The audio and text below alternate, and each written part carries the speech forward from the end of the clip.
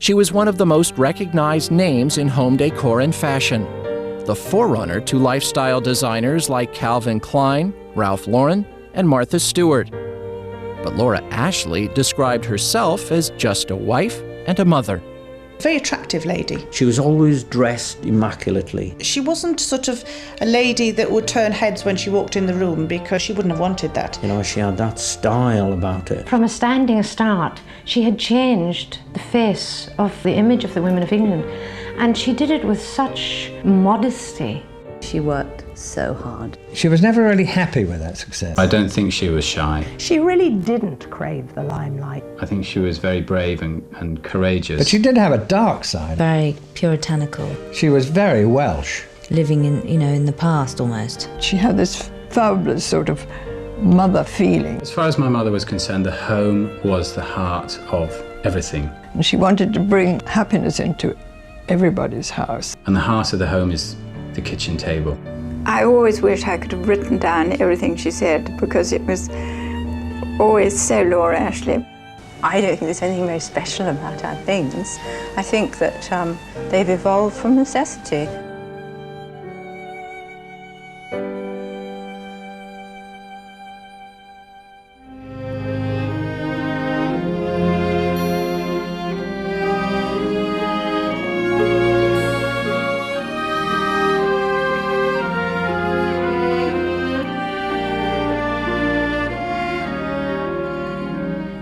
Against the backdrop of the Second World War, a shy girl named Laura became a woman. She learned to run a home. She traveled to worlds she had never imagined, and she met people from outside the lower middle class of her childhood. She was born on September 7th, 1925, to Louis and Bessie Mountney. My mother, I think maybe she was a daddy's girl. She was more like her father, and he was a civil servant, and he was reserved. He was quite formal and quite shy, and always was dressed in sort of beautifully formal clothes, even when he wasn't working. And he was serious, and he liked to read books a lot, and wasn't really such a party person, whereas my mother's mother was, she loved a party, she loved the house full of people.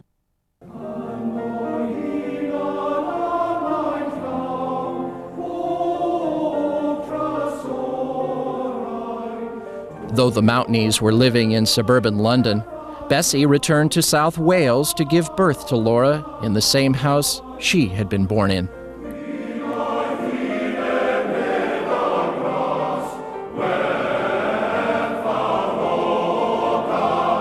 Dowlais Top was a coal mining area on the south side of the Brecon Beacons in the town of Merthyr Tydfil in South Wales. Laura was born in the front room of her grandparents' home at 31 Station Terrace. A very scrubbed and polished and starched house, because my grandmother had about 8 sisters, and they all were in service in London, in great houses where the standards were incredible. And they all went back to marry Welshmen, and they took these Victorian standards back with them. I think she loved her background from Dowlais and the valleys, and she loved the strong teaching of the Bible and everything like that. She was very, very chapel. And I think that that's what affected her life more than anything else, that upbringing with her uncles, walking across the hills and on Sundays reading the Bible. And they literally did that down there, you know. And she kind of kept that teenage childhood image of this life in South Wales, which was probably not unlike how green was my valley. I mean, it sounded wonderful, and my mother's job was to blacken the slate doorstep every day or something very, poetic. Well, she thought it was poetic. She loved housework. When not staying with her Welsh relatives, Laura lived with her parents and younger siblings in Wallington, a garden suburb of London. She would often visit her Aunt Elsie. And this escape route to Aunt Elsie, where things were much more genteel, the finest china was always used, and again, everything was very nice. And so Laura often spent time with her Aunt Elsie. And this mattered to her because she began constructing the idea that you could create a perfect environment, and that this was important to how you lived.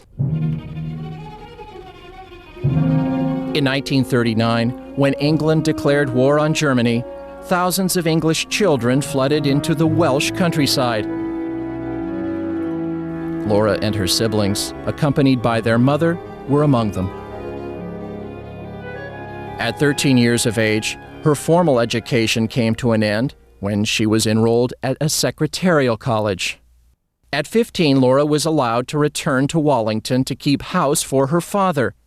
Though war rationing made domestic life difficult, she loved everything to do with running the home.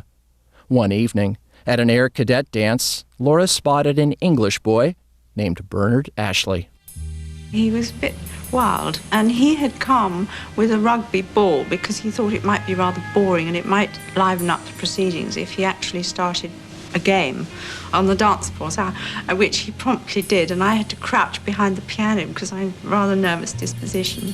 And I don't know how he ever noticed me, but we immediately became absolutely inseparable. And I saw her until we were both called up into the services. She left for the Wrens, and I was called up into the Army in 1944. Laura was stationed at the country mansion where Generals Eisenhower and Montgomery planned the D-Day invasion. I got to this posting near Portsmouth, and they locked the door behind me and said, right, you're locked up here now, because it's going to be an invasion and you can't get out again. She ran a telex with a group of 16 girls. Some were decoders, some were teleprinter operators. A few weeks after the Allied forces landed on the beaches of Normandy, Laura, not yet 21, received her parents' permission to join the naval party bound for France. And they stayed with the headquarters. They're the only women in the invasion forces, actually. And each one had a Marine allocated to protect them, but not from the Germans, from the Americans who were rather keen on these beautiful wrens, you know. Laura stayed in a chateau that the Germans had used as officers' quarters. She took great delight in tearing down the framed photographs of Adolf Hitler. Although we had a great romance then, I think that the Free French colonels in France, when they finally got to Paris, were more important than writing to poor little Bernard, you know. So the letters only came every 3 months. After the war, Bernard and Laura had a 4-year courtship before finally, on a freezing February day in 1949, becoming man and wife. And Beddington was the church where we got married, in a very, very old church.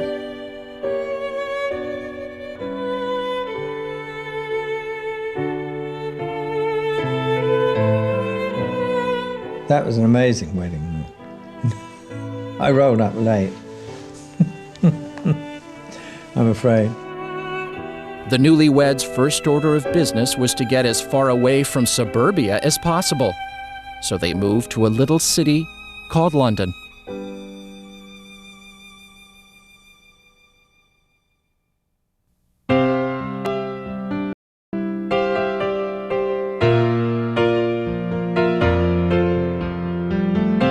In 1951, the Ashleys were living in an attic flat in St. George's Square, London. Bernard worked for an investment trust company. Laura was a secretary at the headquarters of the Federation of Women's Institute. In 1952, it planned an exhibit of women's handicrafts. They'd had a marvellous exhibition at the Victoria and Albert Museum of patchworks. And I really thought I really must do some patchwork. It's so lovely. And I couldn't find the little prints I wanted, so I got a book from the library and I said, oh, you have to make a silk screen to do this. And he said, oh, you'll never do that. I'll have to do that for you. And we literally started printing on a kitchen table in that flat in St. George's Square. And that was it. The Ashleys' early printings were quite basic. The silk screen was incapable of making the little prints that Laura desired for a patchwork. However, they came up with a scheme that would turn their experiment into a commercial venture. They'd been on holiday to Rome, and they'd seen a lot of these girls wearing these little polka dot scarves, and it was just at the time of Audrey Hepburn and Roman holiday. They tied round the side, and they were very easy to print on the kitchen table because we could get them hemmed by a factory, and then stick them on the table, and then put the screen and pull the colour across it, take them off, hang them on a wire on the side of the apartment. On October 1st, 1953, Laura gave birth to a daughter, Laura Jane Ashley. By then, the apartment had been taken over by the business. I can remember the baby with no clothes on, crawling and playing around on the floor, and dyed in every colour. With $20 in capital, Bernard and Laura founded the Ashley Mountney Company on March 19, 1954. In building all the machinery and building the Dexin shelves that he first started his printing on, anyone with a formal education would have said to him, "Don't be silly, Bernard, you can't do that. It won't work. It's been done, can't possibly do it." He thought anything was possible, and so did she, of course, because they hadn't had this formal education. The Ashley family grew with the business. And I was sitting with her in bed, and she was reading Trollope, one of her favourite authors. And I saw her looking at her watch, and I knew what she was doing. She was timing the pain starting, and then she looked up calmly and said, "Will you call the midwife?" And I rushed out. The midwife was there in 5 minutes, looked at Laura, looked at me and said, "Get the kettle on." So I rushed into the kitchen, and as the kettle boiled, I heard the first shout of my son David. And I went back, with the kettle. And I know this is a bit of an exaggeration, but she was just about to pick up the book.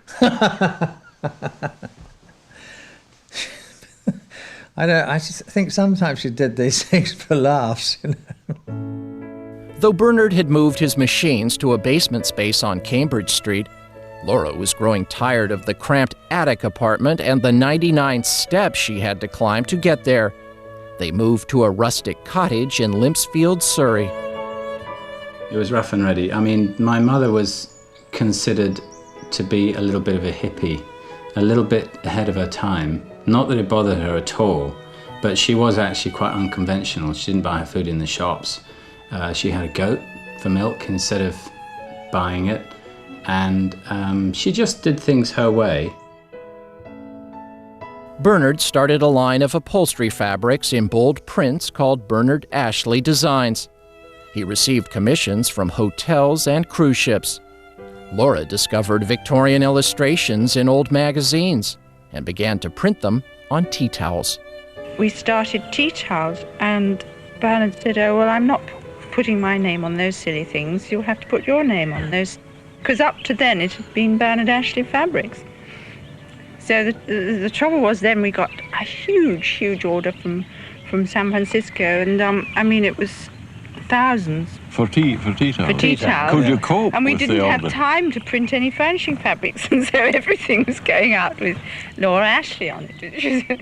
And from then on, the company name was born. And wasn't it a perfect name because it's so English?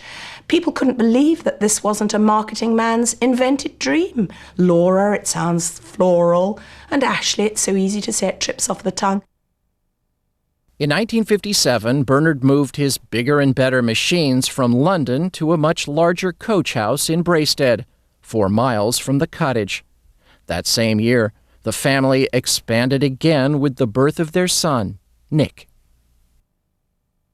My mother's idea of a perfect state of happiness and contentment was to have all the work done, the house totally scrubbed clean, all the children bathed and put to bed, asleep, and then she'd sit down and relax with needlework. In the early days, she'd actually be hemming the edge of a tea towel or something. With all their earnings going back into the business, the Ashley family continually struggled to make ends meet. We were so busy, the children got on with their lives themselves, Walked around with no shoes on, that sort of thing, pretending to be absolutely, abandoned. I mean, I've got very fond memories of this kind of cottage industry type situation where there'd be, they'd literally work all night with all the aunties and the grannies and uncles all sewing these, I think they were scarves, to sort of fulfill an order. And there was just a terrific atmosphere in the house, of industry and business, and got the order to fill, and exciting, got the order. With his eye on expansion, Bernard began applying for bank loans. Bernard had real trouble getting banks to lend him money. And every time he thought he was nearly there and he'd make a breakthrough, something went wrong. In 1958, the River Derwent overflowed, flooding the coach house and the Ashleys' business. It would take a leap of faith on Laura's part for them to recover.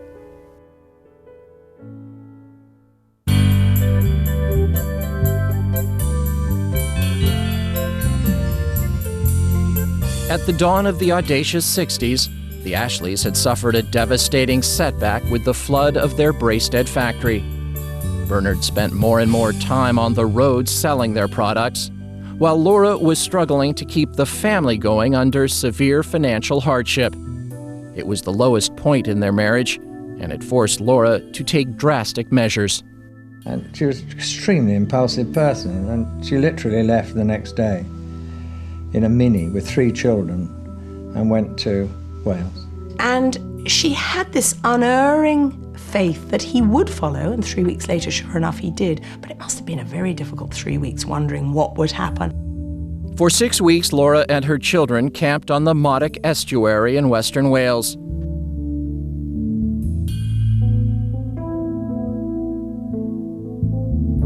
She then decided to move to the historic market town of Machynlleth. She just sent me a telegram, found a house, and we bought it. And she loved Machynlleth because Machynlleth suited her to a T.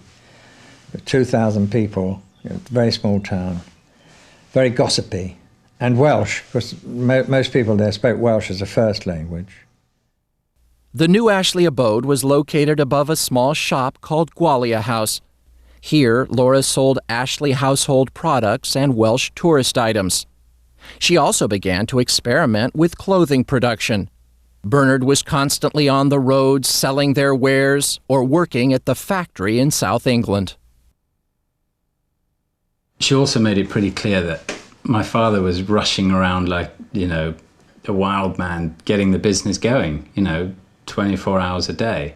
So the lines were clearly defined. He was working flat out getting the business going. She was working flat out getting the kids going. It soon became evident that they would need to move the factory closer to home, and they searched for a suitable location. The British economic boom of the early 60s had completely bypassed the farming villages of mid-Wales. Many homes lacked basic amenities, and the lifestyle was harsh. It was in just such a village the Ashleys opened a factory in a derelict social club. We were very, very lucky because we happened on this village in mid-Wales, which is an extraordinary village, I think. It's a very happy one and with a very strong character. And they have inspired us as much as we have helped them. They're always telling us we've helped so much, but really, I think they've helped us more. Do you know what? It's the best labour force Lord Ashley could ever had, was the farmer. Because a farmer always went around with his eyes open. You just imagine going around with sheep and cattle and things. He always got that awareness about him. And we always found out the farmers had that awareness when printing as well. They pick up a mistake straight away.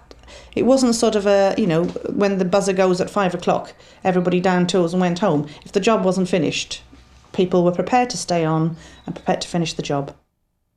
After having suffered 2 miscarriages, Laura gave birth to her 4th child, Emma Mary. To accommodate the growing family, the Ashleys moved once again. Well, by that time they had a little bit more money, so they could afford to buy a small farmhouse up in the hills, which was, again, refining this perfect sort of upbringing, perfect lifestyle and perfect place to bring up kids and et cetera, et cetera. And it was a, very nice house called Clogau that, as children, we all, have very vivid memories of. It was a working farm. It was fantastic. The Ashleys quickly outgrew the Tebrith factory. They bought an old railway station in Carno and immediately set about expanding it another 3,000 feet. And how we went about expanding that was unbelievable. We had no money to throw at it. And I used to go around help neighbouring farms shearing. Shall we say that, look, he will lend us a tractor for a day for nothing Then in return, I would shear his sheep for nothing, you know. There's no such thing as pay for overtime. We did it voluntarily, and that we wanted to. We could see the company was going somewhere, and it was good, and we could go with it as well. Not only just us as a person, but as a village as well. Bernard and Laura Ashley felt a moral obligation to do right by their expanding workforce. She came as a mother of the whole village. People respected her as a mother because the way she was coming over so strong. And one of the big things that she used to want to have done is to make sure that there was a good meal at lunchtime. If the husband and wife both worked in the factory, she didn't feel that it was right for the wife to go home to prepare supper, as long as they'd both had their meal at lunchtime. She felt that helped out, really. When female staff had babies, they had to go home.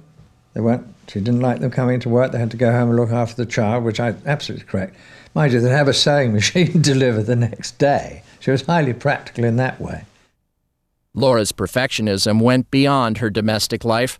Her attention to detail in the production of Ashley products made her more and more involved with the business. She really loved to be working and to get involved in her work, and she often, when I was young, she wasn't happy unless she had a lot to do. She had this extraordinary psychology. She was able to persuade herself that she wasn't a working woman because Laura Ashley, the company, was Laura Ashley, the family. And for a while it was. And so, she didn't believe that what she was doing was being a working woman. She made it quite clear about what her priorities were. Her first priority was her children. And in fact, while I was being brought up and going to school, I really had very little impression that my mother actually worked. Bernard saw their business as a manufacturing company, but Laura had other ideas. She was always wanting to open a shop. I got a shop just outside South Kensington Station, and we opened it, and nobody came in the shop. Bernard decided to advertise and printed up 100 posters of his daughter Emma in a Laura Ashley dress. So every girl, every young woman going to work by the Underground saw this picture and saw the price, which was pennies. I mean, you could afford it, and hurried round, and it just became a phenomenon and took off. It was like the shit hit the fan. It was everywhere. Everybody was, it was chaos. It was mayhem. That the demand was so unbelievable. It was a £5 dress in velvet. And we would sell about 1,000 of those dresses a week. It was unbelievable. And there'd be queues outside the shops. And the shops were always packed full of people. And there were tiny shops. And that was the reason for our success. Business was so brisk. There wasn't time to make anything pretty. There was just plain brick walls in the top of Sloane Street. And just racks and racks of material coming in and being sold to the queue outside. As Bernard purchased more sophisticated machinery, Laura's role as designer became more challenging. I mean, if I ever asked to help when I was young, can you help me draw something? She wouldn't be able to do it. She couldn't technically draw. So she didn't kind of go around with sketchbooks or anything. But I remember always having piles and piles of tear-outs from magazines and books and photographs of prints from museums and all sorts of things that would kind of go around with her all the time. She was an editor, really. I mean, she knew what she wanted, and she could find that mainly from references or from which she'd commission a design from a designer. But basically, we were just copying from the past, and she couldn't draw a line, but she knew what line she wanted on her design. That was the difference.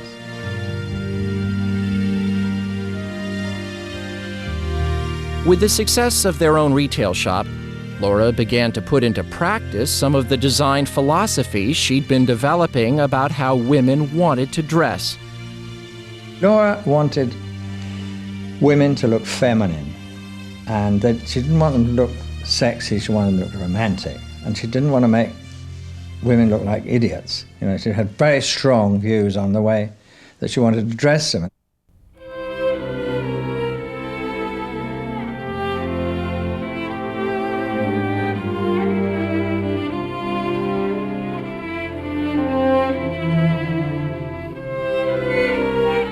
The Ashleys moved to Redaldig, a large farmhouse overlooking the Wye Valley. Bernard and Laura's marriage thrived under the pressure of running a business and raising a family. They, got on very well because they were together all the time. I mean, every day and night, working together, family life, everything. They were kind of almost like one sometimes, My parents would continually go on what we'd call walkie-talkies because that's when they seemed to get their best ideas. That was when the business was really taking off and they had lots of strategic decisions to make. They'd go for a walk and they'd come back and there'd be a whole new idea. We walked and walked and walked. And it was a fantastic way to talk. There were only two of us. There was no directors, no suits, nothing, just two people making those decisions and making business decisions as well as design decisions. And it was terrific. We could always talk it through, always. And that was a fantastic thing about our partnership, really, in the business as well as man and wife. Laura Ashley had modest aspirations for her designs, a simple dress that women could wear at home. But Bernard's ambition would help her change the look of English women and women everywhere.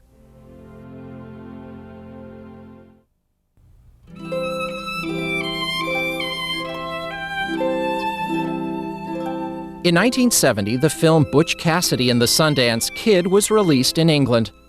It seemed every woman wanted to look like Catherine Ross. They had only to go as far as 23 Pelham Street to the Laura Ashley shop. This was actually what every woman longed to wear. I mean, there wasn't a woman in England in the 70s who didn't have one of these long flowing dresses and who felt highly romantic. They felt as if they were dressing up. This was theatrical. And because their factory in Wales, they could print fabric so cheaply and so fast. That was their competitive edge. No one else could do that. You could go into the shop and find a skirt that you loved and buy 3 of them for the same price as a skirt that you'd buy somewhere else. Yards of material, I don't know how they did it. And you came out feeling $1 million and you had bought your summer wardrobe practically. Not only were Laura Ashley dresses reminiscent of an earlier, more genteel era, they each carried a label that read, "Made in Wales." I think they had this wonderful romantic image that people sat by a stream in Wales and made these garments. We used to think it was quite funny, really, because somebody'd be there sweating blood and tears, sewing furiously to make it in a factory environment. But that's what sold it. Laura's design ethos, however, was not about capitalizing on a fashion trend. She was never really happy with that success. I could say to Laura, Laura, this is incredible. I mean, there's so much money we're making. And she'd say, well, I'm not interested in that. And she genuinely meant it. She was interested in these ideals she had about design. She was selling actually more than a lifestyle. She was almost selling a morality. She was selling a way of living. She thought that if you bought Laura Ashley clothes and Laura Ashley fabrics, you were making a statement about the way you wanted to live. Opening new outlets became the order of the day. Bernard would not rest until Laura Ashley shops were everywhere. He wanted the company to grow. And make no mistake, Bernard wanted to grow overnight. There's no mistake about that. And he had so much energy, and he would say, right, we're going to Cheltenham, we're going to Oxford, we're going to so-and-so, we're going to Bristol, we're going to Bath, and we're going to do it maybe next week, we're doing Bristol. Right? He'd jump in his car, and that'd be it. Laura would find a way of slowing him down. She had a way, but you had to be very, very careful of how it was the way you did it. Spurned on by the success in London, we opened shops in Europe, and then in 1973 we thought, right, let's open a shop in America, and we opened a very, very small shop on Madison Avenue, which then was definitely off-street. And instead of selling dresses for £5, we started selling dresses for $50 to $75.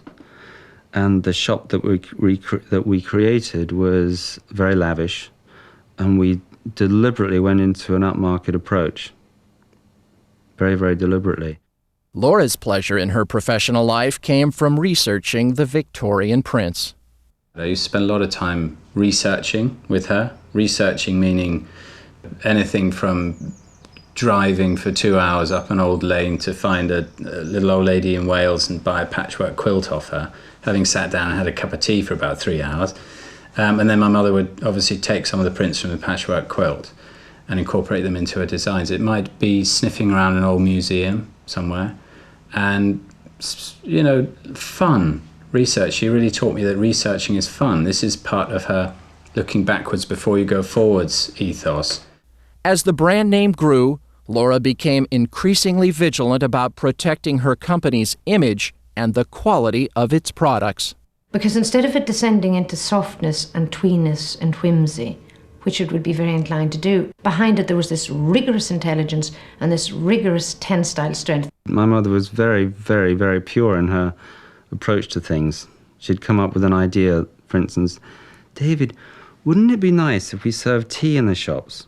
You'd just say, yes, Mum, but we wouldn't go ahead and do it. But then other ideas she'd have were absolutely amazing. When they started doing home furnishing, she picked up that the breakdowns in marriage and the increase in the divorce rate, people were feeling uneasy and unstable, and they wanted their homes to reflect more stable, you know, harking back to an earlier time, as she did. 15 new shops were opened in 1978, bringing the worldwide total to 70. Bernard and Laura became jet-setting globetrotters. She loved life in the fast lane occasionally, just so long as she had the little Welsh farmhouse to get back to at the end of the trip. She was coming back from New York one day on the Concorde, doing one of her little needlework things on the plane with her glasses down here. And every now and again she'd stop, put that down, pick up a bit of paper and write a note about something to do with the business, put it down again, and just carry on. I mean, clearly, I think she would have loved to have been around in, 18th century.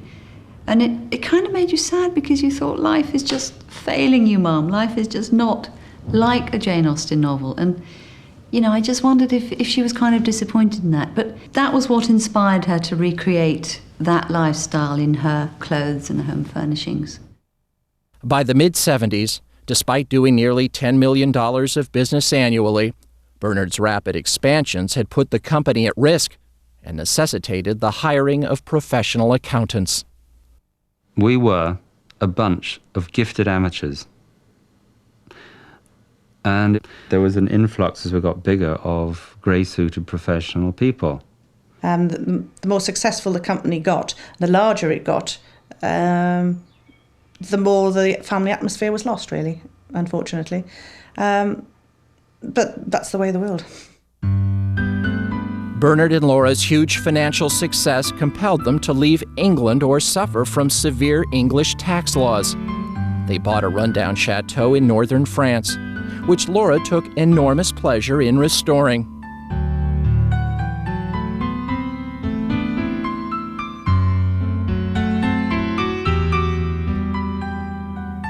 Seeking new adventures, Bernard took up sailing. Laura always went along and never complained. She had a great fear of the water, and I had a great love of sailing. But there was no problem when she was on the helm, steering the boat. She was very good with me, she'd let me have something I wanted, that's it, like sailing, and put up with it, which it was in a way. What she did mind tremendously was not being able to spend enough time with her children, because she had Bernard wanting her in France on the tennis court when she wanted to be in England next to her children. The 1970s had been a tremendous decade for the Ashleys. The success of their milkmaid-style dresses made them known throughout the world, and their housewares had become a staple of country cottage decor. However, the Welshwoman who wanted nothing more than to be a good wife and mother was also a world traveler, who for tax purposes now called France home.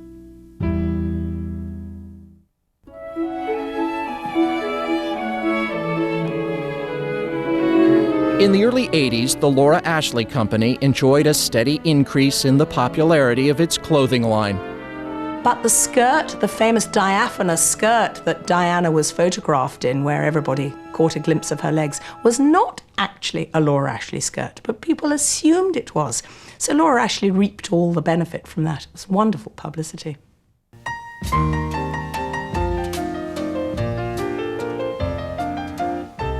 Laura really did not like to be thought of as to do with the fashion world. She disapproved of it. She had quite a Puritan streak. And, she thought it was rather tawdry. And she was probably right, but, not all tawdry, but she just didn't like the idea of it. And their clothes were not fashionable. I never thought of it as being fashionable in the slightest. In fact, when you looked at her wardrobe, she only had 2 or 3 dresses. She had lots of Laura Ashley dresses, which she'd use in public. But basically, as a friend of ours once remarked, you could hang Laura's wardrobe on a rusty nail. Though Laura had by now entrusted the role of design director to her son Nick, she kept a tight rein on the print research. It was very reassuring that she continued with the textile design and kept her sources very secret, and it was one of the things that she was not going to let go of, and she could do while she was travelling. It was actually perfect for her because she could keep up with her husband but sneak off to the museum at the same time. Without a factory to keep him busy, Bernard dragged Laura on adventures around the globe. He bought a farmhouse near Saint-Tropez. If she spent too much time away from Dad, she'd actually start to wobble a bit. They sort of needed each other in that way. Though Laura's life had become glamorous, she never lost her Welsh chapel upbringing. She was a great giggler, always, laughing, but she'd always laugh hiding behind her hand like it wasn't really allowed. Her grandmothers from South Wales might be watching from heaven.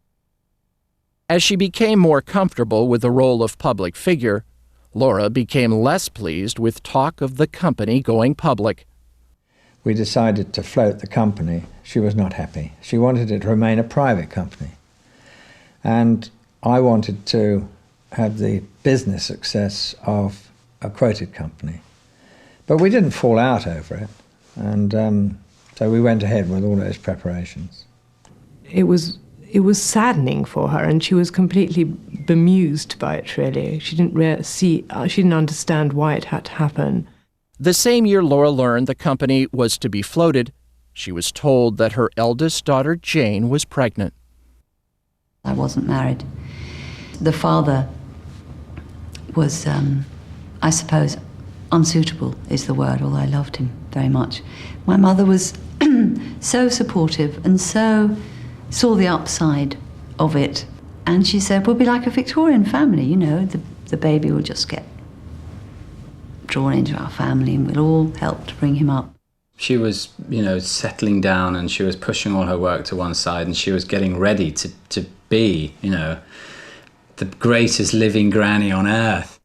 In September of 1985, a month after the birth of her grandson, Laura celebrated her 60th birthday at her daughter's Cotswold cottage. And she hadn't wanted any big celebration. And she just wanted to have poached eggs on toast for tea, which she cooked in my little cottage. And there was just my grandmother, my aunt, and my father and my mother, and the baby, which she just doted on. And that was it. In the darkness of the unfamiliar cottage, Laura fell down a steep staircase. She remained in an intensive care unit for 10 days, never regaining consciousness. When we were in the company, we all laughed together. But when she died, basically we all cried together.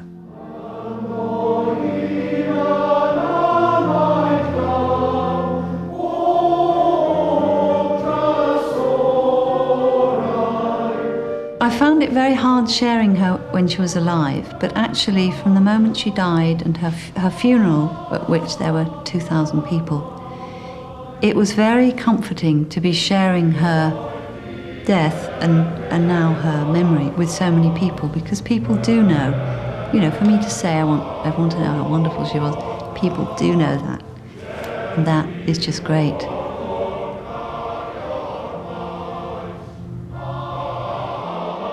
She was buried at the Carno Parish Church, steps away from the factory that bore her name.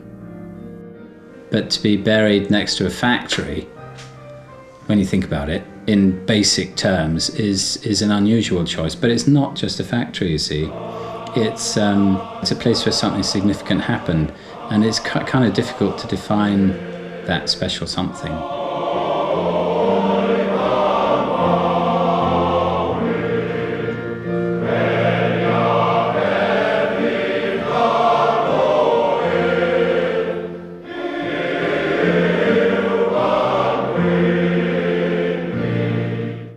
2 months after her death, the Laura Ashley Company went public. As Laura had wanted, millions of shares were given to the company's workers at no charge. Once we went public, there wouldn't be a role for the gifted amateur anymore. The only role, that role would have to be filled by the grey-suited professional. Unfortunately, I feel now that the gifted amateurs did a far better job. The Laura Ashley Company spent a decade in decline, and in 1997 was bought out by a Malaysian conglomerate. The company began to turn a profit in 2001. Bernard Ashley has begun a new textile business with the design help of his daughter Emma. Jane chairs the Laura Ashley Foundation. David is a flight instructor, and Nick has his own line of men's clothing, and like his parents before him, has opened shops around the world. The first day I opened my shop in London, and it was a magnificent day. It was just mind-blowingly fantastic day in every sense. And I was riding back from my shop to my flat in London on my motorbike with tears streaming down my face because she wasn't there. So I'd love her to have seen it, just for a little pat on the back. But maybe she saw it anyway, you know, from wherever she is.